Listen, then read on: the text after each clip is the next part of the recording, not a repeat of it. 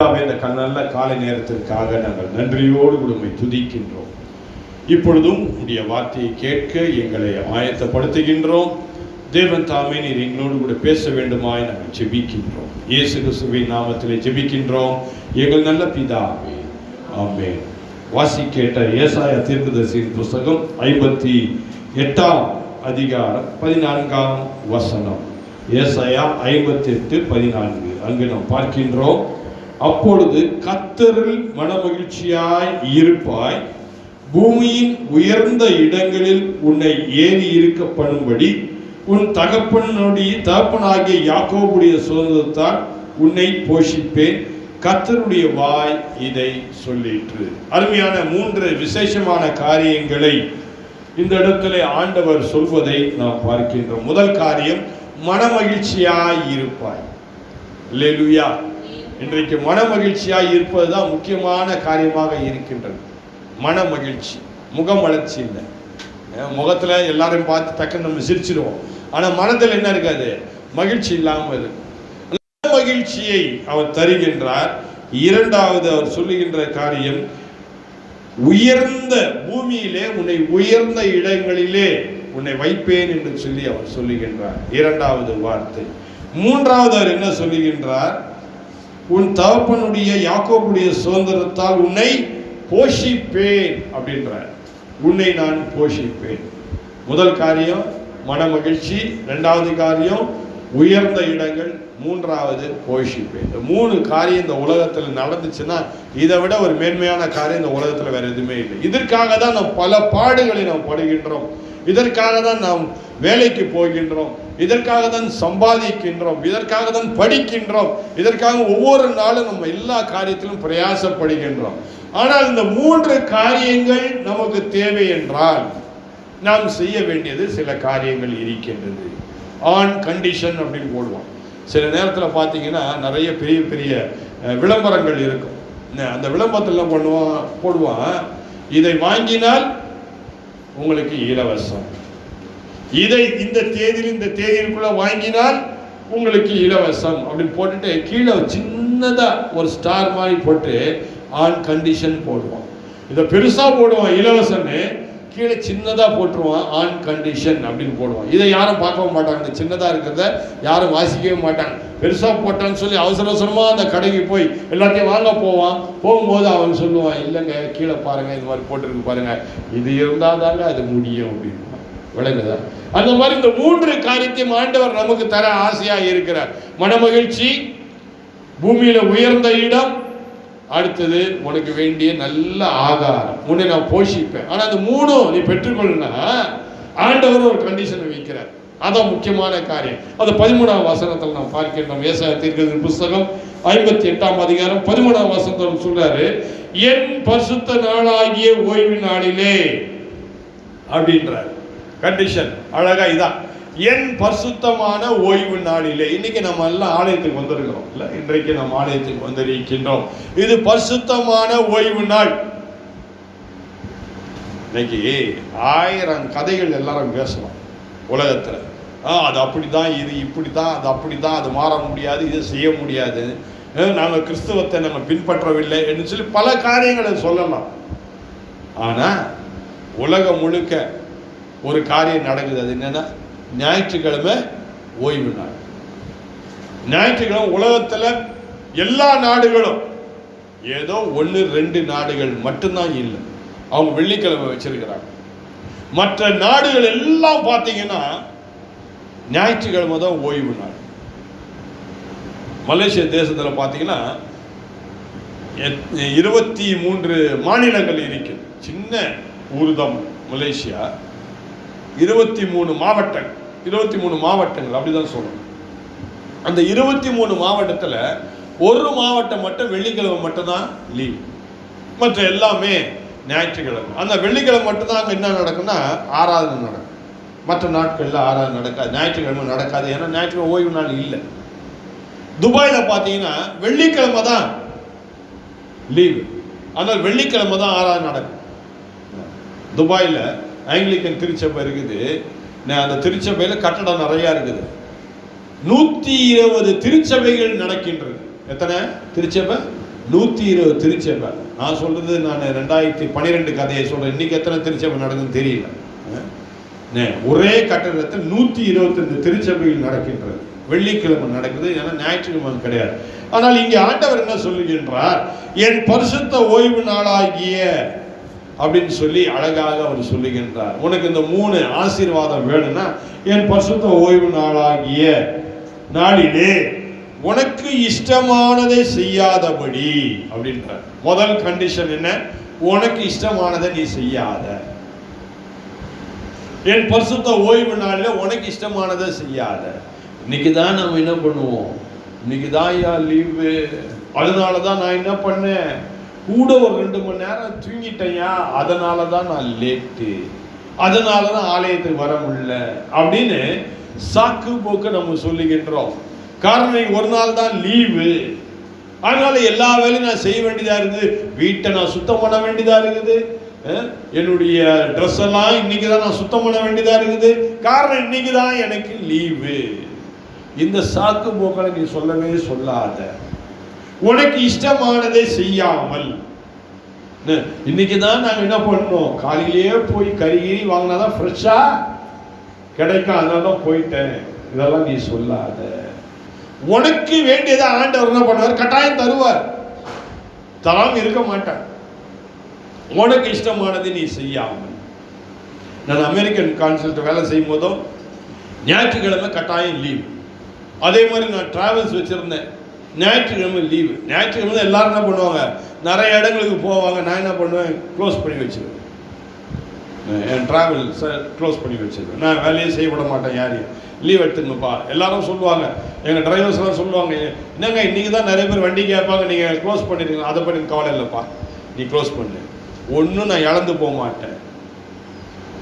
அதே மாதிரி சில இடங்கள், சில நம்ம நங்கநல்லூரில் சில கடைகள் இருக்குது, ஞாயிற்றுக்கிழமை மூடி வைக்கிறாங்க. சில ஞாயிற்றுக்கிழமை மதியானத்துக்கு மேலே திறக்கிறாங்க. ஆக முழுமையாக அவங்க கொண்டாட மாட்டாங்க. விளங்குதா? ஆண்டவர் என்ன சொல்றாரு, உனக்கு இஷ்டமானதை நீ செய்யாமல். என்றைக்கு? பரிசுத்தமான ஓய்வு நாளிலே உனக்கு இஷ்டமானதை நீ செய்யாமல். அடுத்து என்ன சொல்றாங்க, அதான் பார்க்கின்றோம். உன் காலை விலக்கி உன் வழிகளின்படி நடவாமல் அப்படின்ற. உன் காலை விலக்கினா என்ன அர்த்தம்? நீங்க சொந்தக்கார வீட்டுக்கு போகணும்னு நினைக்காது. எங்கள் சித்தி வீட்டுக்கு போகிறேன், எங்கள் அத்தை வீட்டுக்கு போகிறேன், எங்கள் மாமா வீட்டுக்கு போகிறேன், என்ன அது போகணும்னா எதுதான் போகும்? உன் கால் தான் உன்னை கொண்டு போகும். அதனால உன் காலை விலக்கி உன் இஷ்டமான இடத்துக்கு நடவாமல். இன்னும் அழகா எழுதுறாரு பாருங்க, உன் பிரியமான இடத்துக்கு நீ நடவாமல் நீ போகாத. என்னங்க இப்படி சொல்லிட்டீங்க, இதெல்லாம் எப்படிங்க? உனக்கு வேணுமா மனமகிழ்ச்சி வேணுமா?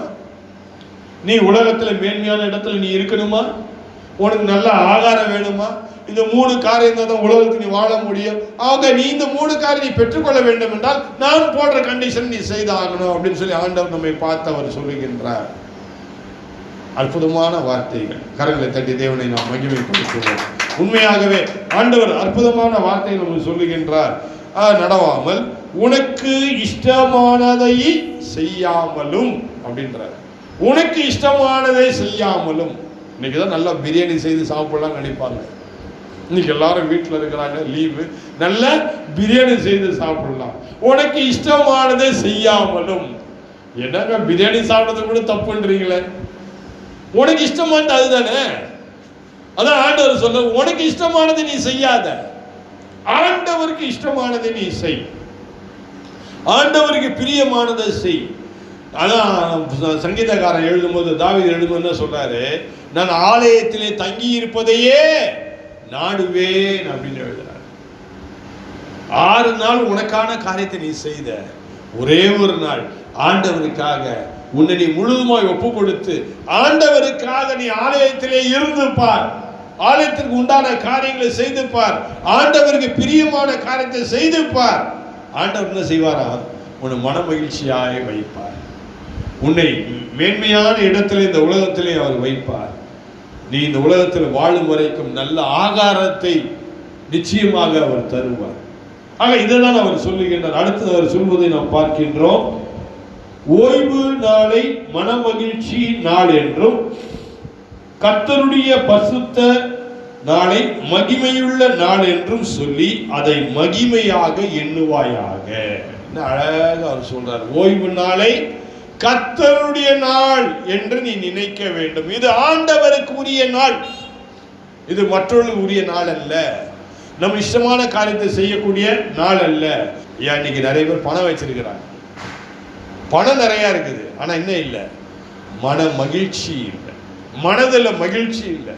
உங்களை பார்க்க சிரிப்பாங்க, எப்படி இருக்கிறீங்க கேட்டாங்களா, நல்லா இருக்கிறேன் அப்படின்னு சிரிப்பாங்க, ஆனா உள்ளத்துல பல வேதனைகள் இருக்கும். ஆனா உன்னுடைய மன மகிழ்ச்சி இருக்க வேண்டும் என்றால் இந்த ஓய்வு நாளிலே கர்த்தருக்கு என்று சொல்லி பிரத்யேகமாக உன்னை நீ தாழ்த்தி ஒப்பு கொடுத்துரு. இது கர்த்தருடைய நாள், நான் ஆலயத்துக்கு தான் முதல்ல போவேன். Let me give preference for the Lord. ஆண்டவருக்கு முதலிடம் நான் கொடுக்க விரும்புகின்றேன். அதனால ஆண்டவர் சொல்ல, முதலாவது தேவனுடைய ராஜ்யத்தையும் அவருடைய நீதியும் தேடுங்க. அவருடைய நீதி என்ற ஆலயத்துக்கு நீ வருவதுதான். ஆலயத்துக்கு நீ வந்து ஆண்டவரை நீ ஆராதிக்கும் பொழுது ஆண்டவர் உன்னை இந்த உலகத்திலே மனமகிழ்ச்சியாக வைப்பார், உன்னை மேன்மையாக வைப்பார், உனக்கு வேண்டிய நல்ல ஆகாரத்தை அவர் கொடுப்பார். அல்லேலூயா. அததான் நீங்க அவர் சொல்லுகின்றதாகவே இது மகிமை நாளாக நீ எண்ணுவாயாக அப்படின்னு சொல்றார். வாசி கேட்ட அருமையான லூக்கா எழுதின சுவிசேஷத்துல ஒரு சுவிசேஷ பாடத்துல நாம் பார்க்கின்றோம். அங்க இயேசுவானவர் ஆலயத்திற்குள்ளாக போகின்றார். அது பரிசுத்த நாளாக இருக்கின்றது. அந்த ஓய்வு நாளிலே அங்கு பல வருடங்களாக கூலி போய் இருந்த ஒரு அம்மா இருக்கிறாங்க. அந்த அம்மாவை பார்த்து தம்முடைய கரங்களை வைத்து அவர் ஜெபித்து அவருக்கு சுகத்தை கொடுக்கும் பொழுது அந்த ஆலயத்தில் வேலை செய்யற ஜெப ஆலய தலைவர் என்ன பண்றான், அவரை கண்டிக்கிறான். நீ செய்து தவறு அப்படின்னு சொல்லி ஜனங்கள்கிட்ட சொல்றான். இன்னைக்கு நீங்க ஏன் வரீங்க, மற்ற 6 நாட்கள் வாங்க, இன்னைக்கு உங்களை சொஸ்தமாக்கும்படி வராதீங்க அப்படின்னு சொல்லி அவன் சொல்றான். ஒரு தவறான உபதேசத்தை அவன் சொல்வதை நாம் பார்க்கின்றோம். ஆக அப்பொழுது ஆண்டவர் என்ன சொல்றாரு, இன்னைக்கு தான்ப்பா நல்ல நாள், என்னுடைய வேலை, என்னுடைய கிரியை, நான் செய்ய வேண்டிய வேலை. அப்ப ஆண்டவர் தம்முடைய கிரியைகளை செய்வதற்கு நாம் எங்கு வர வேண்டும், ஆலயத்துக்கு வர வேண்டும். ஆண்டவர் நம்மை ஆசீர்வதிப்பதற்கு நம் ஆண்டவரை தேடி ஆலயத்துக்கு வர வேண்டும். ஆண்டவருடைய வியாதிகளை போக்குவதற்கு நம் ஆண்டவரை தேடி ஆலயத்துக்கு வர வேண்டும். இன்னைக்கு காலைல கூட யோசிச்சு, எனக்கு தான் உடம்பு சரியில்லையே, டக்குன்னு அந்த பாஸ்டருக்கு ஃபோன் பண்ணி நீங்க போய் நடத்திடுங்க இன்னைக்கு ஆராதனையே அப்படின்னு சொல்லலாமா அப்படின்னு காலைல எழுந்த உடனே எனக்கு நினைப்பு வந்தது. ஆனால் ஆண்டவர் சொன்னாரு, டே நீ போய் என்ன பண்ண போற, அந்த கூனியாய் இருந்தவள அந்த ஓய்வு நாள்ல தான் அவ அந்த ஆலயத்துக்கு போனதுனால தான் அவளுக்கு சுகம் கிடைச்சது. உனக்கு சுகம் கிடைக்கிறேன்னா நீ ஆலயத்துக்கு நீ போ. அல்லேலூயா, அல்லேலூயா. அந்த ஆண்டவர் உற்சாகம் எல்லாம் பண்ணிட்டாரா, ஆண்டவர் பலம் கொடுக்காம பண்ணிட்டாரா? ஆண்டவரை தேடி நாம் வந்தாலும், எத்தனை சுகவீனமாய் நாம் இருந்தாலும், பலவீனமாய் நாம் இருந்தாலும் தேவன் நமக்கு பலத்தை தருவார். அல்லேலூயா. உனக்கு இருக்கிற பலத்தோட கூட நீ போ. ஆண்டவர் சொல்கின்ற வார்த்தை அதுதான். உனக்கு இருக்கிற பலத்தோடு கூட நீ இப்போ ஒருவேளை நீங்க சொல்லலாம், ஐயா நான் ரொம்ப கஷ்டப்படுறேன், எனக்கு ஞாயிற்றுக்கிழமை ஒரு நாள் அந்த வேலைக்கு போனாதான் எனக்கு கூலி, அந்த ஒரு நாள் கூலி போயிடுச்சுன்னா எனக்கு கஷ்டம் அப்படின்னு நீ சொல்வாயானால் அது தவறான காரியம். ஆண்டவர் சொல்கின்ற வார்த்தை, உன் பலவீனத்திலே என் பலன் பூர்ணமாய் விளங்கும். ஆண்டவருடைய பலன் பூர்ணமாய் கிடைக்க வேண்டும் என்றார். அந்த ஒரு நாள் கூலியை தூக்கி போட்டு ஆண்டவர் நீ 6 நாள் சம்பாதிச்சதை ஆசீர்வதிப்பார். அதன் மூலமாக உன் குடும்பத்தை நடத்துவதற்கு, உன் குடும்பத்தின் வாழ்வின் காரியங்களை செய்வதற்கு ஆண்டவர் நிச்சயமாக அவர் உதவி செய்வார். ஒரு நாள் உன்னை கைவிடவே மாட்டார். அல்லேலூயா, அல்லேலூயா. நான் மோசமான வாழ்க்கையை நான் வாழ்ந்த காலத்துல கூட ஞாயிற்றுக்கிழமை நான் எங்க இருந்தாலும் சரி ஆராதனையில போய் உட்கார்ந்துருவேன், ஆலயத்துல போய் உட்கார்ந்துருவேன், ஏதாவது ஒரு ஆலயத்துல போய் உட்கார்ந்துருவேன். ஒரு தடவை நான் போன சமயத்தில் நான் இருந்த பகுதியில் அங்கே தமிழும் கிடையாது, இங்கிலீஷும் கிடையாது. அவங்க ஒரு பாஷை பேசுகிறாங்க, தெலுங்கு, கன்னடம், தமிழ் எல்லாம் சேர்ந்து கலந்த ஒரு பாஷை பேசுகிறாங்க. அது ஒரு மலைஜாதி மக்கள் வாழ்கின்ற இடம். நான் அப்படி இப்படி தேடி தேடி தேடி தேடி கண்டுபிடிச்சிட்டேன். ஒரு சின்ன குடிசையில் அவங்க கைத்தட்டி பாட்டு பாடி அவங்க பண்ணுறாங்க. ஒரே ஒரு வார்த்தை மட்டும்தான் எனக்கு புரிஞ்சுது அவங்க பாட்டு பாடும்போது, என்னன்னா இயேசு இயேசு. அந்த இயேசுன்ற வித்தியாசமா சொன்னாங்க. ஆனாலும் இயேசுன்ற வார்த்தை அங்க வந்தவொடனே ஓஹோ இது நிச்சயம் ஆலயம் தான் அப்படின்னு சொல்லிட்டு அங்க போய் உட்கார்ந்துட்டேன். அவங்க நிறைய பாடல்கள் பாடினாங்க. அங்க போதகர் அருமையான ஒரு வார்த்தையை சொன்னார், பிரசங்கம் பண்ணாரு.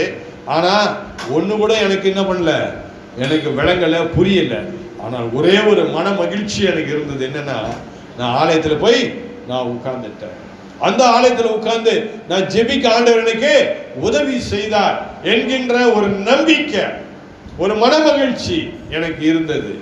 அதனால்தான் இன்னைக்கு நான் சொல்ல முடியும், ஆண்டவர் என்னை உயர்ந்த இடத்திலே என்னை வைத்திருக்கின்றார். அல்லேலூயா, அல்லேலூயா. ஆண்டவர் என்னை உயர்ந்த இடத்திலே வைத்திருக்கின்றார். ஒரு நாள நான் பட்னியா இருந்ததே கிடையாது. ஒரு நாள சாப்பாடுக்கு எனக்கு குறைவு இருந்ததே கிடையாது. நான் எப்பொழுதும் மன மகிழ்ச்சியாய் நான் இருப்பேன். காரணம், நான் ஆண்டவரை தேடி போனேன்.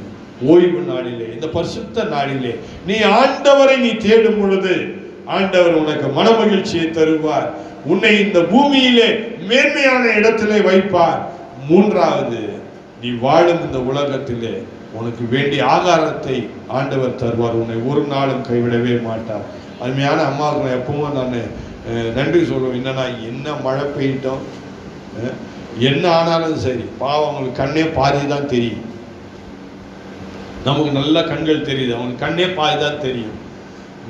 அடுத்தது, அவங்களால நல்லா நடக்க முடியாது, கூனி போய் தான் நடந்து வராங்க. ஆனாலும் நான் என் தேவனுடைய ஆலயத்துக்கு எப்போல்லாம் ஆராதனை நடக்குதோ, அது வெள்ளிக்கிழமை ஆனாலும் சரி, ஞாயிற்றுக்கிழமை ஆனாலும் சரி, அது செவ்வாய்க்கிழமை ஆனாலும் சரி, அவங்க கரெக்டாக என்ன பண்ணிடுறாங்க, ஆண்டவரை தேடி வராங்க. அல்லேலூயா. கரங்களை தட்டி தேவனை மகிமைப்படுத்துவோம். அல்லேலூயா. ஆண்டவர் ஒரு நாளும் நம்மை கைவிடாத ஆண்டவர். கண்களை மூடி நாம் ஜெபிப்போம். பிதாவே, இந்த நல்ல நாளிலும் ஆண்டவர் நம்மை தேடி வந்த பிள்ளைகளை நீர் ஆசீர்வதித்தீர். வேண்டிய நல்ல வார்த்தைகளை நீர் சொன்னீர். ஆண்டவரே, உம்மை துதிக்கவும் மேன்மை பாராட்ட அருமையான பிள்ளைகள் உம்மை தேடி வந்தார்கள். ஆகவே தேவன் தாமே நீர் சொன்ன வாக்கு தத்தத்தை இந்த அருமையான பிள்ளைகளுடைய வாழ்விலே நீர் செய்ய வேண்டுமா ஜெபிக்கின்றேன். ஆமாண்டவரே, மன மகிழ்ச்சியை நீர் அவர்களுக்கு தார்.